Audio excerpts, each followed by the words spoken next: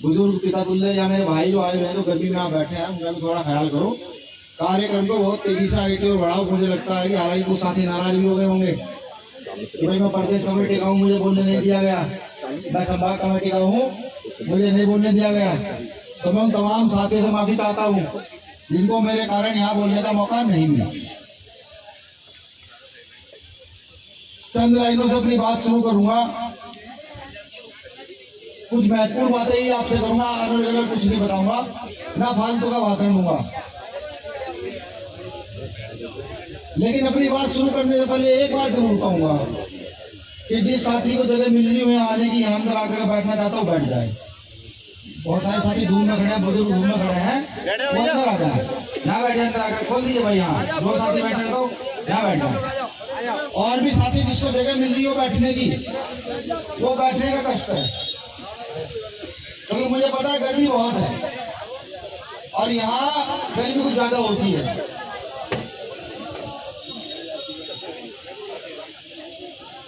साथियों, हम तो फकीरी मिजाज रखते हैं, अपनी ठोकरों में ताज रखते हैं। गौर से सुनिएगा, इन लाइनों का कुछ ना कुछ मतलब जरूर है कि साथियों हम तो फकीरी मिजाज रखते हैं, अपनी ठोकरों में ताज रखते हैं। कल की परवाह भीम आर्मी के लोग नहीं करते दोस्तों। भीम आर्मी के लोग तो अपनी मुट्ठी में आग रखते हैं, अपनी मुट्ठी में आग रखते हैं।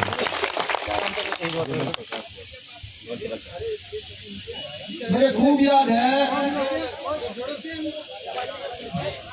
कि शायद अशोकनगर में मैंने भाषण दिया था, जिला पद पे आते, लेकिन खूब याद है भाषण दिया था 2 अप्रैल को लेकर के।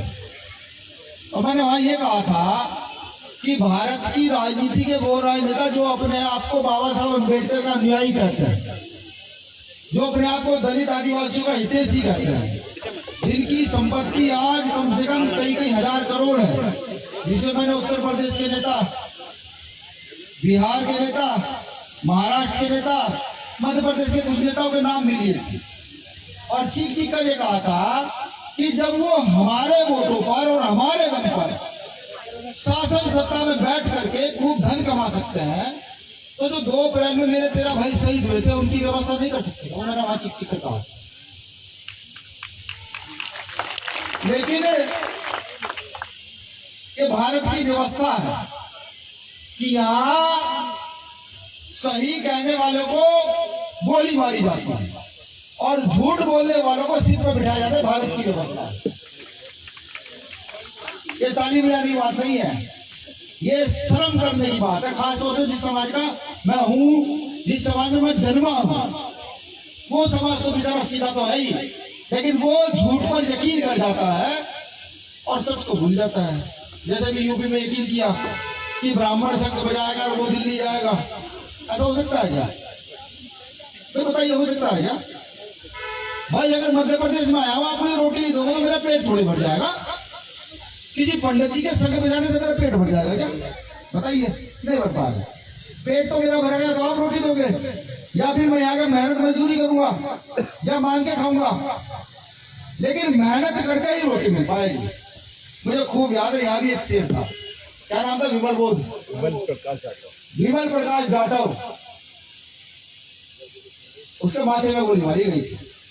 मुझे खूब याद है, साथियों ने मुझे बताया कि उसने बाबा साहब अम्बेडकर भीम आर्मी की टी शर्टें पहनी थी 2 अप्रैल को। उसने मौत को भगत सिंह की तरह चुना था और ये बताया था सरकार को मैं भीम आर्मी का बाबा साहब अम्बेडकर का शेर हूं, मुझे गोली मारिएगा। शहीद हुआ वो शहीद हुआ, वो याद रहेगा। ये सब भूल जाए, ये सारे नेता भूल जाए, लेकिन भीम आर्मी का एक एक कार्यकर्ता जब तक जिंदानों से याद रखेगा। और आने वाले समय में जब ताकतवर होंगे, और ये तय है कि ताकतवर होंगे, क्योंकि मेहनत करने वाले लोग कभी पीछे नहीं हटते, मेहनत करने वाले लोग हमेशा ताकतवर होता है। ताकतवर होंगे और इस देश को दिखाएंगे। वो जो 13 भाई शहीद हुए थे ना, जब उनकी ऊंची ऊंची प्रतिमा लगाएंगे, उनके नाम से सड़कें बनाएंगे, उनके नाम का जय जयकार इस देश में करवाएंगे, तो इस देश को दिखाएंगे कि इस देश में उन्हीं लोगों की प्रतिमा नहीं लग सकती जो इस देश को बेचते हो, उन्हीं लोगों की प्रतिमा नहीं लग सकती जो इस देश के आजादी के समय अंग्रेजों से माफी मांग सकते हो। इस देश में उन लोगों की प्रतिमा भी लग सकती है जो अपने हक अधिकार के लिए SC ST एक्ट जैसे आंदोलन के लिए शहीद हो सकते। ये दिखाओ, बिल्कुल दिखाओ, ये काम है हम लोग। अब अपनी बात शुरू करने से पहले तो मैंने आपके सामने सिर्फ अपना दर्द रखा कि मेरे मन में दर्द क्या है। ये मेरे मन का दर्द है, मेरी टीम के मन का दर्द है। जो यहाँ बैठी है, डबरा की टीम, ग्वालियर की टीम, चंबल की टीम, उत्तर प्रदेश की टीम, तो दूर दूर से यहाँ टीम आई बैठी है, इसका दर्द है। ये दर्द भी इसलिए है कि ये रात दिन घूम घूम कर मेहनत कर रहे हैं, घूम घूम कर। भाई मुझे लगता है मुझसे जरूरी बात अभी किसी की है नहीं। क्या है तो आ जाओ, माइक लो, जहां बोलो सब सुनेंगे।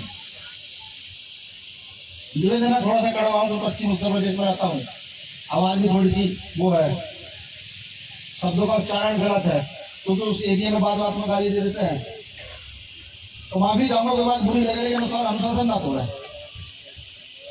ये हमारी टीम का दर्द है पूरे देश के अंदर कि जब मनीषा वाल्मीकि होता है ना, तो कोई नेता नहीं बोलता।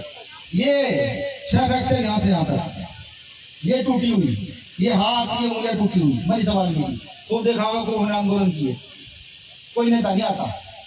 लेकिन जब बीमारी पहुंचते है ना, चंद्रशेखर आजाद नाम का व्यक्ति पहुंचता है, आपका बेटा, आपका भाई, तो सरकार हिलती है, ये क्या बमंडल हो गया।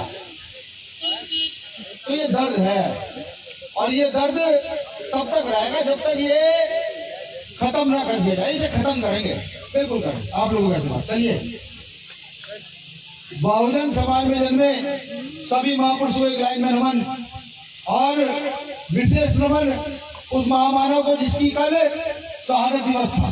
कितने लोग जानते हैं किसका कल शहादत दिवस था? जोर से नाम लेकर बताएं।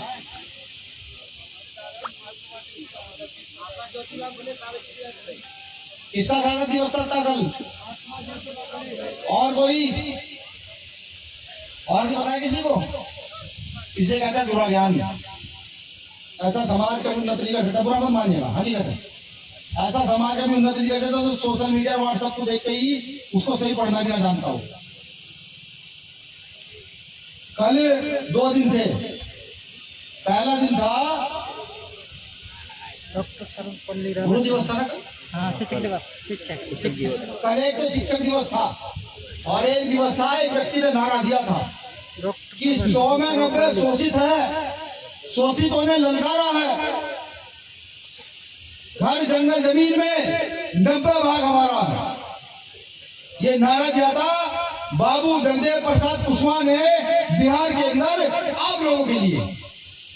और देखिए, जिस लोगों के लिए नारा दिया गया, जिसको आज बड़े बड़े लीडरान देखकर डर जाते हैं, ये पूंजीपति सत्ता इस एक नारे से घबरा जाती है। उस समय की मौजूदा की सरकार कांग्रेस इस एक नारे से हिल गई थी। लोगों ने खून से नारा लिखा था। उनके समाज के लोग उस नारे को, उस व्यक्ति के नाम तक तो नहीं जानते। क्या ऐसे लोग सत्ता हासिल कर सकते हैं? ईमानदार सत्ता है, कैसे भरपूर है। हाथ बताइए, कर सकता है क्या? नहीं कर सकता। अभी साथियों ने बहुत बड़ी बात की, हमारे प्रदेश अध्यक्ष कह रहे थे कि ये झंडा गाड़ देंगे, और तमाम साथी बोलते, साथी को रोक दिया गया, बोलते वो भी कहता है भाई ये कर देंगे। हाँ सही है, बाबा साहब अम्बेडकर ने लोकतंत्र का अधिकार दिया।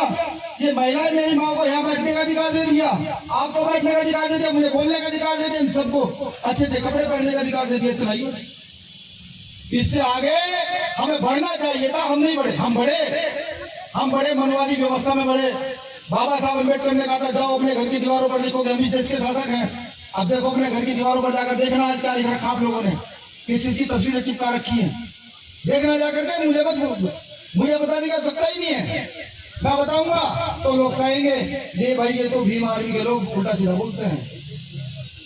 बाबा साहब ने कहा था ना जाओ अपने घर की दीवारों पर लिखो हम इस देश के शासक हैं। आप घर जाकर देखिएगा आपने अपनी दीवारों पर क्या लिखा और किन किन को वहां चिपकाया, ये घर जाकर देखिए। मैं फिर कह रहा हूं, बुरा मत मानिएगा। जो लोग अपने महापुरुषों को भूल जाए, जो समाज अपने महापुरुषों को भूल जाए, या सीधी सीधी भाषा में ये कहूं, जो समाज अपने बुजुर्गों को, अपने पिताओं को, अपने दादा को भूल जाए, उस समाज को क्या कहना चाहिए? क्या कहना चाहिए? अरे आप मत बोलिए, मैं पूछना चाहता हूँ, बड़े बड़े मेरे पिता तुल्य सब लोग बैठे, मेरे युवा साथी भी, क्या कहना चाहिए समाज? नालायक कहना चाहिए ना? कहना चाहिए, नहीं कहना चाहिए? तो एक बात तो कम से कम युवा लोग कर सकते हैं। मैं जानता हूँ बुजुर्गों को सबको पता था, उन्होंने हाथी से मुझे पता इस बात का। वो तो सब जानते हैं, उनका जीवन ही आंदोलन में चला गया। वो इस उम्र में भी आप भरी गर्मी में बैठे हैं। आप तो जेल में गर्मी है, लेकिन मैंने कुछ बुजुर्ग ऐसे देखे कि जब से मैं आया हूँ वो एक साथ एक जगह बैठे, हिले तक नहीं है, सुन रहे हैं। तो क्या ये पढ़े लिखे युवा एक वादा नहीं कर सकते कि कम से कम इतना तो कर लो कि आने वाले समय में इस महापुरुष की जयंती आए, जिसका परिनिर्वाण आए, और कुछ करो ना करो, उसका जीवन चरित्र तो पढ़ ही सकते हो या नहीं पढ़ सकते? पढ़ सकते हो क्या? हाथ उठा के वादा करो भाई, आज के बाद जिस भी महापुरुष का जन्मदिन आएगा या परिनिर्वाण आएगा, हम उसका जीवन चरित्र जरूर पढ़ेंगे। हाथ उठा के बार बार वादा करिएगा, सच्चा झूठा नहीं। फिर अगली बार आगे पूछ लूंगा। शुक्रिया। देखिए, शोषण किन लोगों पर होता है? ये भी चीख कर कह रहे थे कि शोषण हुआ। शोषण किन लोगों पर होता है? शोषण उन लोगों पर होता है जो पढ़े लिखे, सोचे समझे, सक्षम होने के बावजूद भी मूर्ख होते हैं। कैसे? ये बताऊंगा। हालांकि मेरे साथ बहुत कड़वे हैं, मुझे पता है। बहुत सारे लोग यहाँ से जाने के बाद घर जाएंगे तो मुझे दो चार गाली गलौज भी करेंगे। अगर ये आया था वहां से यहाँ के उपवास करके चला गया, कुछ ये कह देंगे आप कह रहे नहीं, वो तो बाहर के लोग थे भाई, वो तो बाहर के लोग थे, यहाँ इतने मध्य प्रदेश में उनका क्या काम है? ये भी कुछ लोग कहेंगे। तो कुछ साथी बह जाएंगे, उनकी भावनाओं की, मैंने कहा सीधा समाज है, उनकी भावनाओं में जाएंगे, कहेंगे नहीं नहीं यार तुम सही कह रहे हो। कैसे हम लोग हमेशा से मूर्ख रहे कि जनसंख्या हमारी लोकतंत्र में क्या महत्वपूर्ण है? जनसंख्या वो हमारी, इस देश में मेहनत करने वाले हम, इस देश में बिल्डिंग सड़क बनाने वाले हम, इस देश में मेहनत मजदूरी करने वाले हम, लेकिन इस देश की शासनसत्ता करने वाले कौन? कौन शासनसत्ता करने वाले? दूसरे। वो इतने से जिनके ना वोट बैंक है, ना कभी मजदूरी करते, ना कभी मेहनत करते, जाके देखिएगा गेहूं की, धान की फसल कौन काटता है, जाकर देखिएगा सड़कों पर गड्ढे कौन खोद रहा है, जाकर देखिएगा सफाई का काम कौन कर रहा है? हम ही कर रहे हैं ना। आबादी में हम, ताकत में हम, मेहनत में हम। तो इस देश पर आज कोई और क्यों करेगा? इस देश पर आज कोई और क्यों करेगा? तो हमने चीख कर कहना शुरू कर दिया, हमने शोर मचाना शुरू कर दिया। मेरे दादाजी कहते थे भाई गांव में चोर आ जाए, शोर मचाओ, चोर भागेगा, गांव ले जाएगा, चोर को पकड़ेंगे, पिटेंगे, जेल भेज देंगे। तो हमारी समझ में आ गया कि अपने देश में चोर घुस गए, चोर घुस गए। और घुसने के बाद इन्होंने सबसे पहले क्या करा? इस देश को प्राइवेट कर दो, रेलवे प्राइवेट कर दो, शिक्षा प्राइवेट कर दो, बीएसएनएल प्राइवेट कर दो, जहाज प्राइवेट कर दो, सारी चीज प्राइवेट कर दो।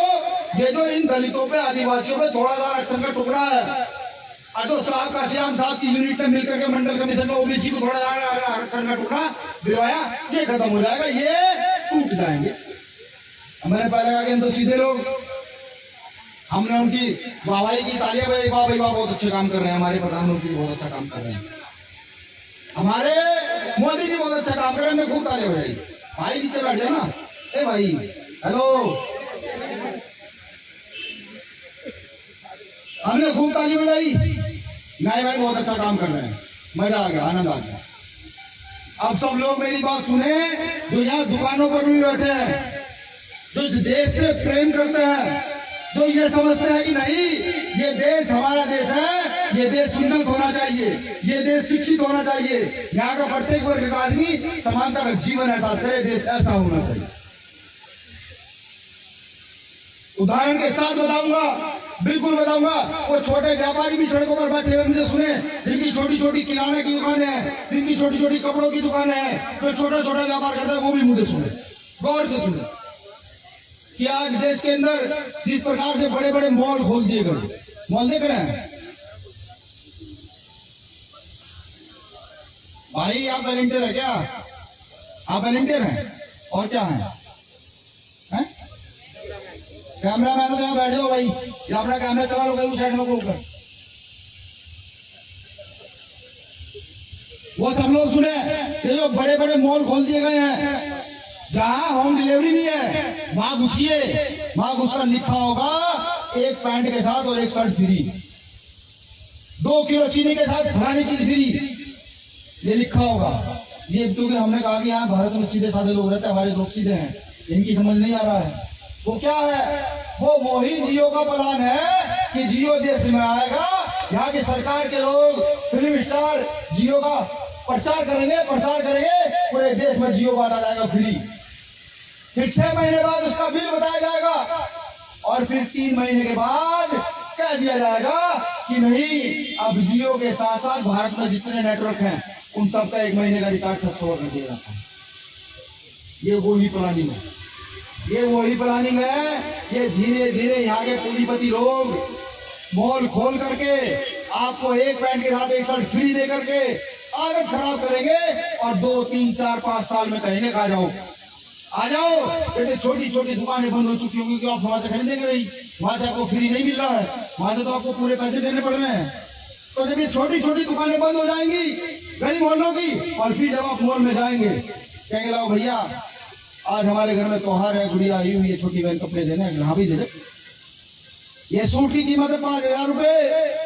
वो कहेगा भैया ये तो सूट की कीमत 5,000 नहीं, पिछली बार तो आपने सस्ते दिया था, पिछली बार को छोड़, अब के 5,000 रुपए देके जा, क्योंकि जो 5 बार के कपड़े तूने फ्री पहने हैं उनके पैसे का तेरा बाप देगा। ये व्यवस्था ये लागू कर रहे हैं, ये देसी भाषा की व्यवस्था है।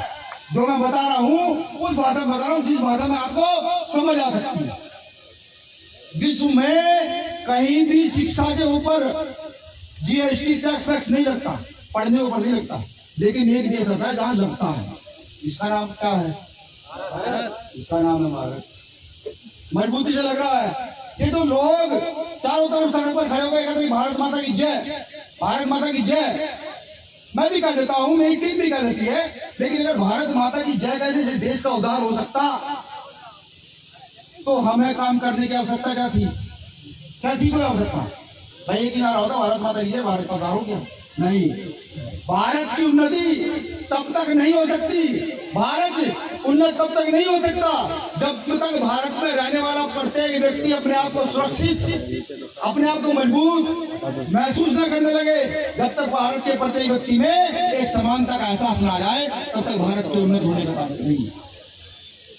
ये बात मेरा बताने का मतलब क्या है? ये बात मेरा बताने का मतलब ये है कि जो लोग आज बड़ी बड़ी बिल्डिंगों में कई हजार करोड़ रुपए कमा करके इस देश से भाग जाते हैं, और एक किसान, एक गरीब मजदूर जब 50,000 रुपए का भैंस पर लोन ले लेता है, 20,000 रुपए जनरेटर पर लोन ले लेता है, तो उसको 14 दिन जेल में डाला जाता है, 14 दिन जेल में, और उस लोन पर ब्याज बढ़ाया जाता है।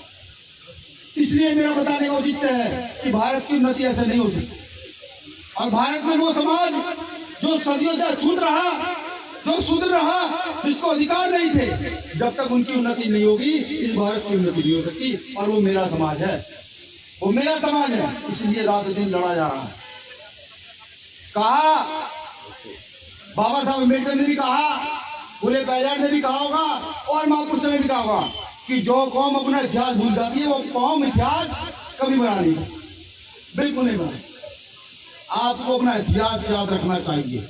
जो बात कहने में जा रहा हूँ बात बहुत कड़वी है, हो सकता है मेरी बहनों को बुरी लगे, मेरे भाइयों को बुरी लगे, लेकिन सच है। वो दिन याद कीजिए जब दक्षिण भारत में हमारी बहनों को, हमारी माँ को अपनी छाती ढकने का अधिकार नहीं, तो वो दिन जरा याद कीजिए, बिल्कुल जानते हैं। वो दिन याद कीजिए कि जब किसी सार्वजनिक कुएं से, सार्वजनिक तालाब से पानी पीने का अधिकार नहीं था, वो दिन जरूर याद कीजिए। वो दिन याद कीजिए कि जाति के नाम पर हम पर लगातार शोषण होता था, हमें कोई बचाने वाला नहीं था।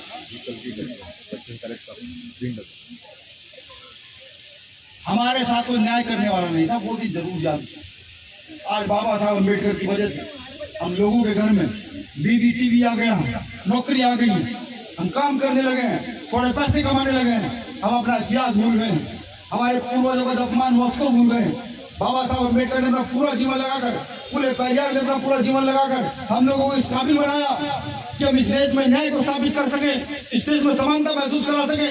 लेकिन नहीं, हम नहीं सुधरे, हम नहीं सुधरे, हम फिर गुलामी की ओर जाना चाहता है। अभी लेटेस्ट सूचना है, भिंड के अंदर एक तथाकथित टीचर ने एक छोटे बच्चे पर लैट्रिन बाथरूम साफ कराया। सोचिए हमारी हैसियत क्या, हमारे आईएएस हो सकते हैं, हमारे पीसीएस हो सकते हैं, हम जमीन वाले हो सकते हैं, आज हो सकते हैं, लेकिन हमारी हैसियत क्या कि हमारे बच्चे पर लैट्रिन बाथरूम साफ कराया जाता है, और ये मानसिकता है कि हम उसी लायक हैं। राजस्थान में एक छोटे से बच्चे को इसलिए मार दिया जाता है कि वो सिर्फ एक घड़े को पानी पीने के लिए छू लेता है। और हम किस दिशा की ओर बढ़ रहे हैं और क्यों बढ़ रहे हैं? क्या दर्द नहीं होता? महसूस नहीं करते क्या कि वो बेटा किसका बेटा है? वो आप ही का तो खून है, बस उसका क्षेत्र बदल जाता है, उसकी जाति बदल जाती है। यही तो होता है और कुछ तो नहीं होता ना। रहता तो वो अछूत का अछूत की, दलित का दलित ही है और शुद्ध का शुद्ध रह जाता है। सोचिए, समझिए, बाबा साहब ने 3 नारे दिए थे, शिक्षित बनो, संगठित रहो और संघर्ष करो। शिक्षा का और संघर्ष का काम हमने बड़ी तेजी से किया है। मुझे पूरी उम्मीद है यहाँ मठ पर बैठे हुए लोग, एक भी लोग व्यक्ति ऐसा नहीं होगा ग्रेजुएट या पोस्ट ग्रेजुएट ना हो। आपके सबके चेहरे देखकर मुझे लग रहा है कि अधिकतर लोग या 90% भाई और बहनें पढ़े लिखे हैं। लेकिन वो जो संगठन द्वारा बाबा साहब ने नारा दिया था, उस नारे को एक महामानव ने पूरा करने का काम किया, जिसका नाम साहब मान्यवर कांशीराम था। उन्होंने पूरा करने का काम किया और उस नारे को पूरा करके जो लड़ाई सदियों से इस देश में क्या पूरे विश्व में रही है, जमीन की लड़ाई, शासन की लड़ाई, सत्ता की लड़ाई, जिसमें सारे अधिकार, सारी ताकत छुपी हुई है, उन्होंने हमको एक करके इस प्रदेश के सबसे बड़े सूबे में अपना राज स्थापित करने का काम।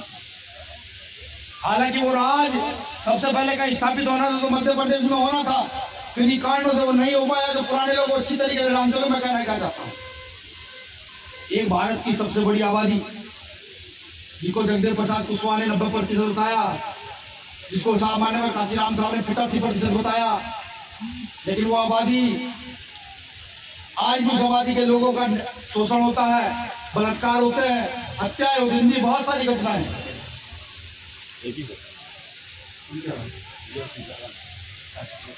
ये जितने भी नेता आते हैं घबराते हैं, अपनी सुनाई जाती है, जनता की तो सुन ले। बाबूजी मैं नेता नहीं हूँ, ये कभी ये साथ में लग रहा। ठीक है, हमारे जाने तो नेता ही हो ना। नहीं नहीं, घबरा का उद्धार तो करो, नामांतरण चालू तो करवाओ, कोई कहता भी नहीं है। नामांतरण अभी फ्री हो रहे हैं, नामांतरण फ्री हो रहे हैं अभी। कितने कराएगा? चल मेरे साथ। बाबूजी कार्यक्रम के बाद में आपसे बात करके जरूर जाऊंगा। आप लिखित में आवेदन दीजिए बाबूजी। तो ये परिवर्तन कोई और नहीं कर पाएगा, ये संगठन कोई और पैदा नहीं कर पाएगा। भीम आर्मी ने बाबा साहब अम्बेडकर साहब कांशीराम साहब के कार्यों को आगे बढ़ाया। हमने पूरे देश का अम्बेडकरी आंदोलन, पूरे देश की वो जातियां जो शोषित पीड़ित वंचित थी, उन सबको लाकर एक जगह खड़ा कर दिया, एक मुट्ठी में बंद कर दिया। अब तय आप लोगों को करना है कि वो मुट्ठी बंद हो रही है, धीरे धीरे उस मुट्ठी को मजबूत करना है या उस मुट्ठी को कमजोर कर देना है, ये तय आपको करना है। अगर यहाँ मेरे ओबीसी समाज के भाई बैठे हो, तो जिस आंदोलन में मैं आया था, एक बेटी का रेप किया, उम्र बताऊंगा सिर्फ, बेटी की उम्र थी 13 साल और उस व्यक्ति की उम्र थी 60 साल। एज का डिफरेंट देखिए और रेप का डिफरेंट देखिए, बस 2 ही फर्क थे। वो बेटी शूद्रों की बेटी थी और जिसने रेप किया वो यहाँ की तथाकथित समझ जाती होगा शेर ही कहूंगा मैं उसको। वो 13 साल की बेटी का शिकार करता है, ये शेर ऐसे ही, और ये लगातार देश में चल रहा है। हम बुद्ध का नाम क्यों लेते हैं? हम बुद्ध के मानने वाले क्यों हैं? क्योंकि हम न्याय की बात करते हैं, हम तर्क की बात करते हैं, इसलिए हम बुद्ध के मानने वाले हो गए। बाबा साहब अम्बेडकर बुद्ध की ओर क्यों गए? इसलिए बुद्ध की ओर गए कि जब मेरे लोग ताकतवर होंगे, मेरे लोग शासन सत्ता में आएंगे, तो इस देश में न्याय और तर्क की बात होगी और न्याय के आधार पर इस देश में शासन चलाया जाए। मैं लिख कर देता हूँ आपको, बिल्कुल लिख कर देता हूँ।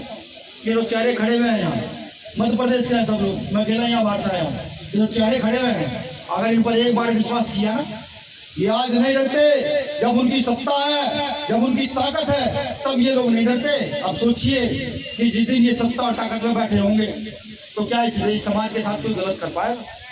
क्या इसकी बहनों को कोई छेड़ पाएगा? क्या हत्या कर पाएगा?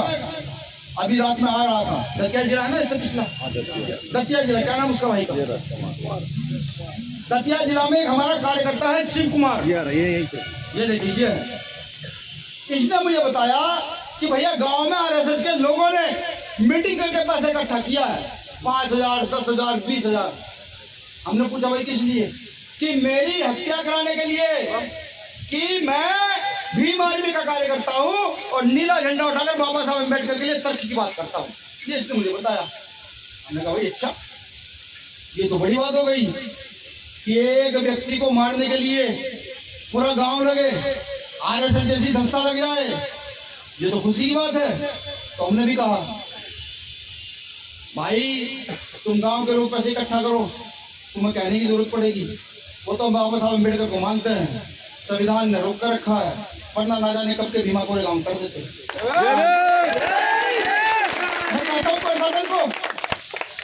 मैं कहता हूँ प्रशासन को, हालांकि मैं बात सारी संविधानिक करता हूँ। मेरे संगठन के लोग भी मुझे कहते हैं भाई साहब आप थोड़े ढीले हो, क्योंकि मैं जानता हूँ कोई भी व्यवस्था सिस्टम से चलती है, अनुशासन से चलती है, उसी को स्थापित करने का मेरा काम है।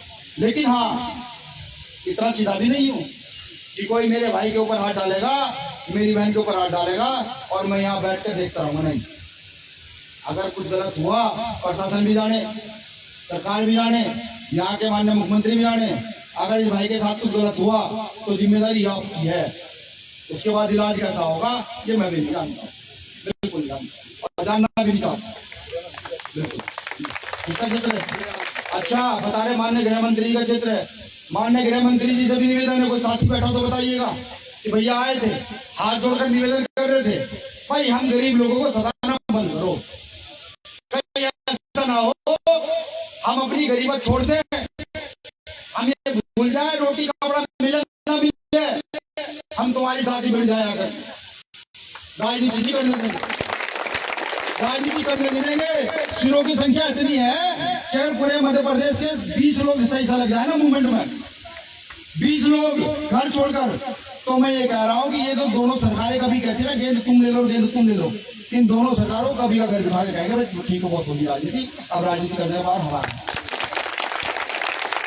मैं कहता हूँ ओबीसी महासभा के लोगों को भी, ओबीसी समाज के लोगों को भी, कि हमारे पूर्वजों ने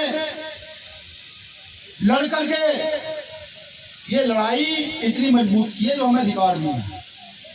सन 1992 में जो मंडल कमीशन साहब काशीराम, शरद यादव और अन्य नेताओं ने मिलकर के लागू कराया वीपी सिंह की सरकार में, और उसके बाद जो मंडल कमीशन इन संघियों ने शुरू किया, उसमें मेरा ओबीसी समाज भीतर झंडा उठाए खड़ा था। वो नहीं जानता था कि ये तुम्हारे खिलाफ षड्यंत्र जो इन्होंने चला दिया, और आज भी मेरा ओबीसी समाज में अंधा हुआ खड़ा है। अरे मैं कहता हूँ कि आओ कंधा मजबूत करो, अपनी हिस्सेदारी लो, आर्टिकल 340 को सही से समझो, और इन लोगों ने जो अधिकार छीने हैं ना, जो देश के अंदर अधिकार छीन लिए हैं, इनसे वो सारे का सारे अधिकार वापस छीन लो, बिल्कुल छीन लो, और इस देश की शासन सत्ता पर काबिज होगा। मैं तो कहता हूँ और ये हो रहा है, ये धीरे धीरे हो रहा है। मैं आया था यहाँ पर रिजर्वेशन को लेकर, ओबीसी रिजर्वेशन की लड़ाई चल रही थी, आया पुलिस ने डिटेन कर दिया, खूब भाषणबाजी हुई, तो साथियों ने कहा भाई डर नहीं लगता? हमने कहा भाई लगता है, बिल्कुल डर लगता है भाई, जिस काम के लिए निकले उस काम को ना करके घर लौटे तो डर लगता है, अगर इस काम में मर जाए तो डर नहीं लगता, लेकिन हाँ कायरों की तरफ भागने से डर लगता है। हक अधिकार के लिए लड़ना सीखा है, लोगों को तैयार करना सीखा, अगर उन्हें तैयार ना कर पाए तो डर लगता है भाई, वरना लाठी गोली डंडों से डर नहीं लगता, मौत से डर नहीं लगता। अब नहीं लगता, पहले लगता था, अब नहीं। मेरे घर का वाकया है, एक आंदोलन में जा रहा था, मेरी मां ने मेरा हाथ पकड़ा, कह रहा भाई तू घर क्यों ना लीजिए? मैंने क्या हो गया? ना भाई मर जाएगा। मैंने कोई बात नहीं, तो दुनिया मर रही है, आंदोलन के लिए मर जाऊंगा तो लोग याद करेंगे भाई ये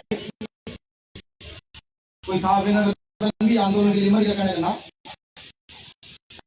मेरी मां ने मुझे कहा जमीन पर जिसे सबसे मानता हूं बाबा साहब अम्बेडकर के बाद, उसने कहा कि भाई सर भीम आर्मी को छोड़ दे, हमारा कोई मतलब नहीं।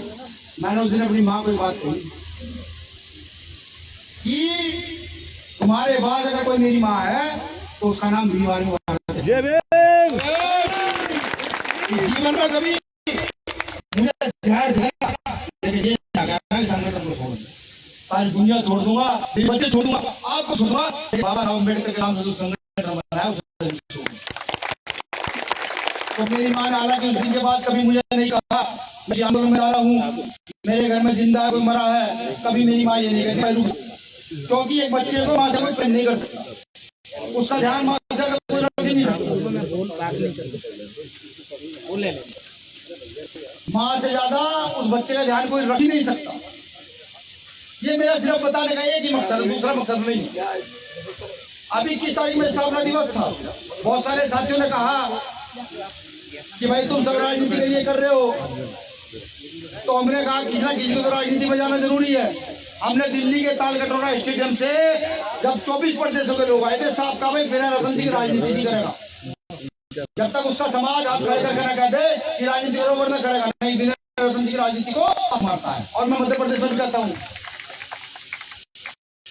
कि मैं राजनीति नहीं करूंगा, क्योंकि मैंने पढ़ा बाबा साहब अम्बेडकर की किताब में, उसमें किसी लिखी गई थी जब मुझे पढ़ रहा था, उसमें लिखा हुआ था बुद्धिजीवी लोग नेतृत्व प्रदान करते हैं और बेवकूफ लोग नेतृत्व लेने की बात करते हैं।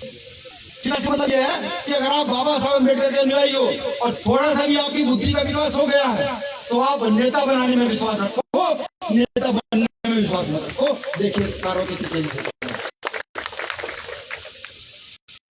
और ये पूरे जिम्मेदारी से मैं कहता हूँ, पूरी जिम्मेदारी से, जितने लोग यहाँ खड़े हैं, जितने खड़े हैं, इनमें से एक भी आदमी का बैकग्राउंड कोई 100-200 करोड़ की प्रॉपर्टी वाला नहीं है, एक भी आदमी का बैकग्राउंड किसी एमपी एमएलए विधायक वाला नहीं है। चेक कर लीजिएगा सब लोग, सबका बैकग्राउंड क्या होगा, ज्यादा ज्यादा किसी के पिताजी सिपाही होंगे, किसी के पिताजी जज होंगे, किसी के पिताजी मजदूरी करते होंगे, यही बैकग्राउंड होगा, पढ़े लिखे होंगे, ये बैकग्राउंड होगा जितने लोग सब पढ़ेगा, और तमाम साथियों बैठे होंगे, चेक कर लीजिएगा।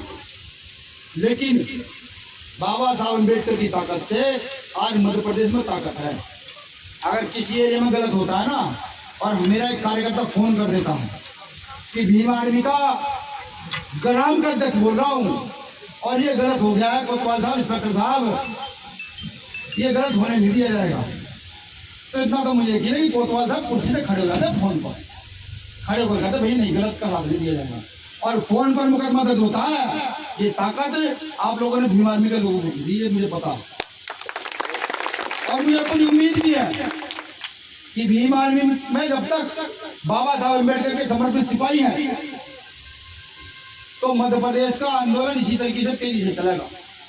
अभी तो कुछ नहीं, हमने तो अपील करनी शुरू कर दी है, सरकार को चैलेंज करना शुरू कर दिया है कि अगर हमें रोकना है तो इसमें तुम्हें जनसंख्या नियंत्रण कानून लाना पड़ेगा, क्योंकि हमने अपने लोगों को कहा कि आज पढ़े लिखे बच्चे लोग कहते हैं भाई 2 ही बच्चे बनाएंगे, हमने कहा भाई 2 तो बना लो पड़े और 1 बना दो भीम आर्मी का, इसका पालन भी भीम आर्मी कर देगी, कोई दिक्कत नहीं है, वो समर्पित होगा, अम्बेडकर मूवमेंट समर्पित होगा, वो इलाज करेगा, बिल्कुल करेगा, उसे पढ़ा लिखा कर जज बनाएंगे, उसे पढ़ा लिखा कर नेता बनाएंगे, उसे पढ़ा लिखा कर ये विशेष बनाएंगे, वो इलाज करेगा ऐसे लोगों को हमारे साथ गलत। लेकिन आप लोगों से सहयोग की उम्मीद है, सहयोग की अपील है, क्योंकि वो कहते हैं जिसके घर खीर उसके बाहर खीर, कहा तो सुनो में ये तो सुनिए, जिसके घर खीर उसके बाहर खीर। भाई जिसके घर में परिवार इकट्ठा हो उसकी गेल पड़ोसी भी लग जा, लेकिन जिसका परिवार इकट्ठा नहीं होता ना उसकी साथ उसका पड़ोसी भी नहीं लगता। समझ रहे क्या कर रहा हूँ? जो आगे बताया जाएगा ना आप लोगों को चुनाव के टाइम पे, भाई तुम बड़े हिंदू हो तो पूछेगा जरूर, भाई जब हिंदू थे 2 अप्रैल को जो छोटा भाई यहाँ वाला भी था तो बड़ी क्यों मारी थी भाई, और जब हिंदू थे तो यार मनीषा वाल्मीकि का तो दरिंदगी से रेप क्यों किया था, और जब हिंदू थे तो राजस्थान में छोटे से बच्चे की क्या गलती थी पानी पीने को लेकर मार दिया, जब हिंदू थे तो राजस्थान में मूछ रखने पर क्यों मार दिया भाई, जब हिंदू थे तो मध्य प्रदेश में सबसे ज्यादा शोषण की संख्या घटनाएं क्यों है? देखो सवाल तो पूछना पड़ेगा, बिल्कुल, क्योंकि गूंगे बहरों कोई नहीं सुनता। मैंने कहावत बताई थी ना कि गांव में चोर आ जाए तो शोर मचाओ, तो ये चोरी हुए हैं इकट्ठे होकर जो आ रहे हैं आओगे बिल्कुल। और सवाल पूछना, हमने भी राजनीतिक दल बना लिया, बिल्कुल बना लिया। हमने बनाया हमने सब रिटायर सर्जन सुखाई के लिए नहीं बनाया, हमने बनाया बहुजन हिताय बहुजन सुखाई के लिए। जो लोग जिन लोगों का सदियों से शोषण हुआ, जिन लोगों पर सदियों से अत्याचार हुआ, उन लोगों के उत्थान के लिए बनाया है, उन्हें बीच से नेता बनाने के लिए बनाया। और हम ये नहीं कहते कि वो जाएगा नहीं हो जाएगा, हम तो ये कहते हैं सब लोगों कि मेहनत करोगे, समाज के बीच जाओगे, समाज की पीड़ा सुनोगे, तो हो सकता है कि तुम वहां चले जाओ जहां संग बजा के जाने की बात होती है।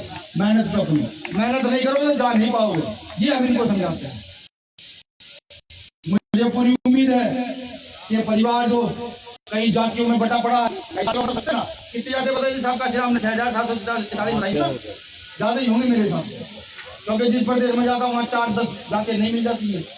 ये जो तमाम जातियों में बटा हुआ मेरा समाज है, ये तमाम गोत्रों में, अनेकों धर्मों में, अनेकों परंपराओं में, अनेकों क्षेत्रों में, अनेकों जगह जो मेरा बिखरा हुआ समाज है, इसको एकजुट करने का प्रयास है। मुझे पूरी उम्मीद है कि वो राज्य पहला राज्य मध्य प्रदेश होगा जहां हम एकजुट होंगे और हम मनोवादी को हिला करेंगे, जहां हम एकजुट होंगे।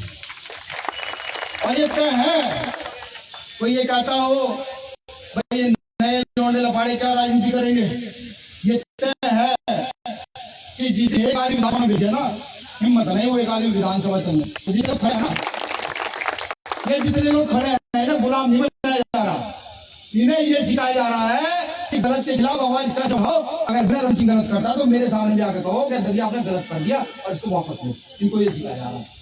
और जानते हैं यहाँ की शासन सत्ता, यहाँ के संघी जानते हैं कि भीम आर्मी का एक भी व्यक्ति जिस दिन विधानसभा संसद में बैठ जाएगा ना, उस दिन वहां की कुर्सियां फटेंगी, उस दिन वहां हक अधिकारों की बात होगी, वहां लड़ाई होगी, मजबूत लड़ाई होगी। चलेगी नहीं, जब तक दलित आदिवासी पिछड़ों की बात नहीं सुनी जाएगी, तब तक मुसलमानों की बात, ईसाइयों की, सिखों की बात नहीं सुनी जाएगी, तब तक विधानसभा संसद चलने नहीं देगी।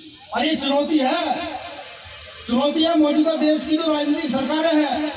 गठबंधन होना ना होना बात की चीज है, लेकिन हाँ जिस दिन भीम आर्मी का कार्यकर्ता समाज पार्टी से जीत कर जाएगा, जो तेवर सड़क पर है ना, उसको 10 गुना तेवर विधानसभा निवेदन आपसे। इस बीच मैंने पहले बताया था उत्तर प्रदेश के बोली थोड़ी सी अक्खर है, तो गलत शब्द जाए उसके लिए माफ कर दीजिए, ठीक, कोई माफी कर दोगे, करोगे क्या भाई, मुझे जान से मारने तो रहे, घर जाकर बैठ जाऊंगा, रोटी भी दोगे भाई। ये समाज तो वो है बेचारे, दुश्मनों को खाने खिला देता है, दुश्मनी का चला देता है। मैं तो धरा पड़ा, एक प्रयास करना है एकजुट होने का, इस बार ताकत दिखानी है कि हम क्या हैं। ये जो जनसंख्या की ताकत, लोकतंत्र की ताकत आप लोगों के पास बाबा साहब अम्बेडकर के द्वारा दी गई है, प्रत्येक नागरिक के पास एक ताकत है। इस ताकत का सही प्रयोग करना है, सही लोगों के साथ होना है और इन लोगों को चोरों को बनाना है।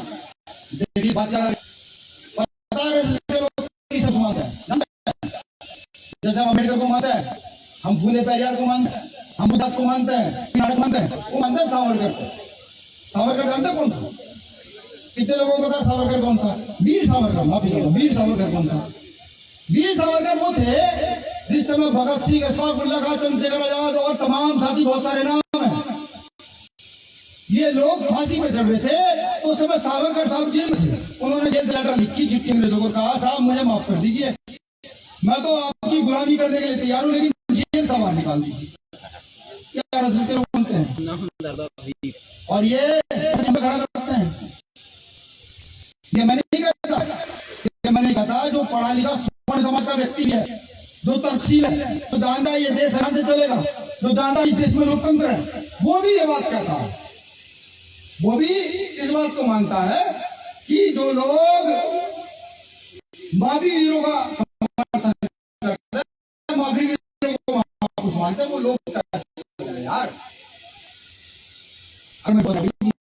ये सब निकल कर जाएंगे, साफ साफ लिखा होगा। सही जानिए, मैं एक बात कही थी पहले भी बाबा साहब अम्बेडकर की कि जो कौन चाहते हैं वो इतिहास नहीं बना सकती है, इतिहास पर नहीं जानते तो पढ़ते नहीं है। अरे क्या कर रहा है ये सिर्फ फोन हाथ में रखने से 24 घंटे फेसबुक चलाने से अच्छा आज किसकी फिल्म आ गई, आ रहे थे क्या की है आज की किसकी आ गई है, आज मलिका शेरावत की आ गई है, आज किसकी आ गई है, फलाने की फिल्म आ गई है, टिकड़ी की फिल्म। इससे काम नहीं चलेगा। अगर सोचते हो तुम्हारा उत्थान होगा, नहीं हो ही नहीं सकता। तुम्हारा उत्थान जब होगा जब तुम्हें अपनी सही हैसियत का मालूम होगा, तुम्हें जब ये पता होगा कि तुम्हारे महापुरुषों ने तुम्हारे लिए क्या क्या किया, जब तुम्हें ये पता होगा कि कितनी लड़ाई के बावजूद तुम्हारे हाथ में ये फोन आया है। और ये होगा पढ़ने से, गूगल पर सब चीज है। अगर डेली के 20 मिनट भी आप बहुजन आंदोलन को पढ़ने के लिए दे दो तो मैं लिख कर देता हूँ, मैं लिख कर देता हूँ 10 साल में इस देश की व्यवस्था बदल दी जाएगी। इस देश में अमन शांति चयन हो जाएगा। जो बलात्कार मर्डर करने वाले लोग दिखेंगे नहीं।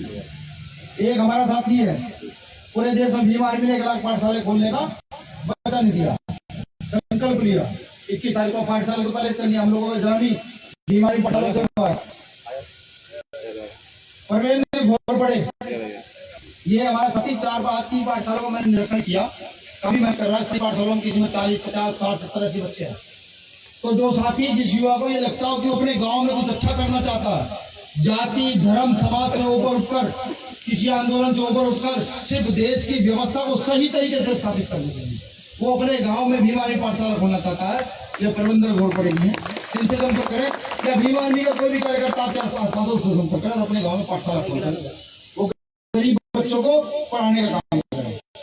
क्योंकि देखिए इस देश में दोहरी शिक्षा नीति लागू है, प्राइवेट एक सरकारी।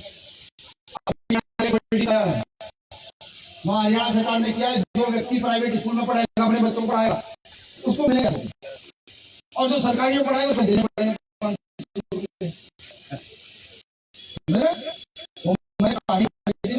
जियो वाली 1100 रुपए प्राइवेट स्कूल में हमारे को पढ़ा के देंगे, ठीक। सारे सरकारी स्कूल बंद कर देंगे।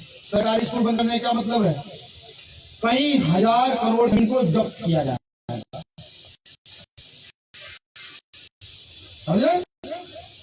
कई हजार करोड़ की जब्त है। वहां वेयर हाउस बनाया जाए, वहां जो आपका जो भी आया था किसी जो आया था उसके तहत वहां की फसलों को स्टोर किया जाए, ठीक। जो काम कई हजार करोड़ का है वो कई सौ करोड़ करने का रहता। और जब आप 1100 रुपए लेना शुरू कर दोगे, 1 साल लोगे, 1 साल से नहीं मुश्किल से 8-10 महीने ले पाओगे, फिर सरकार कहेगी देखो प्राइवेट सरकारी स्कूल तो हो गए हम बंद, अब अगर अपने बच्चों को है पढ़ना अब फीस देनी पड़ेगी। एक बच्चे की 2000 रुपये महीना, किताब के पैसे अलग, ट्यूशन के पैसे अलग, और अगर रोटी भी स्कूल में खुआनी है तो 2000 रुपये महीना उसके देने पड़ेंगे। अभी मैंने पहले कहा मेरा समाज बेचारा सीधा पड़ा जाकर फंस, क्यों करेगा क्या? या तो बालक की पढ़ाई छुड़ावेगा, उसे आएगा चल मजदूरी, या भाई उसमें जो घर बार है उसे बेचेगा, रात दिन मारा खाएगा, तभी अपने बालकों को पढ़ाओ। सोचो तो मैं क्या करना है, क्या करो तो मैं क्या करना है, तब उनकी गेल लड़ना है या इनकी लड़ना है, ये जो लड़ने वाले लोग हैं। और हरियाणा का इनकी गेल है या नहीं भी हरियाणा इनकी गेल है, तो कोई मुसीबत होगी तो बता दियो। भीम आर्मी का कोई कार्यकर्ता हो तो उसे फोन कर दो, ना हो तो 1 मिनट का वीडियो बना के भेज दो, भाई भीम आर्मी के लोग ये हमारी गेल गलत हो गया, कोई भी हमारी गेल गलत हो गया हमारी मदद करो। और ये पूरे देश में जितनी बहनें हैं किस समाज की हैं उनकी गेल गलत हो जाएगा कुछ तो रात को 12 बजे 1 बजे भी हम खड़े हैं, वो भी कहेंगे भाई हमारी गेल गलत हो गया, तो पूरी ताकत खड़े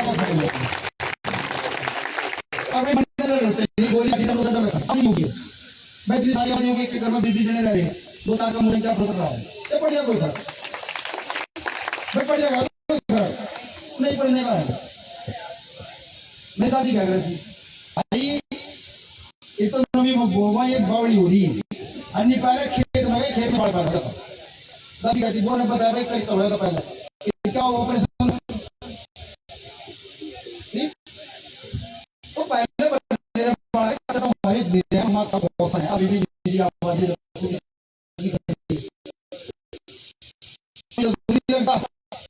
विधायक एक दिन पता लगा वो आ रहे लोग खड़े हो सकते तो आबादी किसकी ज्यादा है, आबादी किसकी ज्यादा है। हम एक सवाल का जवाब भाई चंद्रशेखर कितने लोग जानते हैं, आज बस झूठा बोलिएगा नहीं मान सकता सर रावण को जानो भाई वो कुछ गलत काम कर रहा है क्या, भाई वो व्यक्ति कर क्या रहा है? जिसकी लिए हो जा, खड़ा हो जा, जिसको कोई आवाज नहीं उठाता उसके लिए खड़ा हो जा, ये तो कर रहा है वो आदमी। भाई उसका साथ कब तक नहीं दोगे ना, बता दो, और कब तक उसे मरना है? बताओ कस नहीं मैं सवाल पूछ रहा समझ रहा नहीं कह रहा भाई किसी की बहुत बीमार होगी तो एक ब्लड की जरूरत पड़ी तो दौड़ कर देगी हो ना, किसी तरह खड़े हुई ना, तो सवाल में नहीं पूछ रहा। वो तो काम बीमार नहीं कर रही, राजनीति पूछ रहा कि उस व्यक्ति को राजनीतिक तौर पर मजबूत करना है नहीं करना। सोच कर जवाब देना कि वोट भी देना पड़ेगा और नोट भी और सपोर्ट भी। अब सोच समझ के हाथ खड़े करना, कितने लोग हाथ खड़े करना चाहते हैं? भाई जिन्होंने हाथ खड़े करे उनका तो बहुत बहुत शुक्रिया, और जिन्होंने नहीं खड़े उनका भी शुक्रिया, क्योंकि मुझे पता है मेरी कौम ईमानदार है। भाई वादा कर रखा होगा कि सुबह हम तरीके लेंगे, सुनाओ कर रखा होगा बिल्कुल। मैं बिल्कुल नहीं चाहता मेरे किसी व्यक्ति की, मेरे भाई की या मेरे किसी बुजुर्ग की माँ की जुबान खराब हो, बिल्कुल नहीं चाहता, क्योंकि एक ही तो चीज हम लोगों के पास जुबान। जिसने जिसकी जेल वादा कर रखा उसकी जेल खड़ी रही हो, और जिसे लगता हो नहीं अब चंद्रशेखर जैसे लोगों की इस देश को जरूरत है तो चंद्रशेखर आजाद के साथ वोट सपोर्ट नोट के साथ।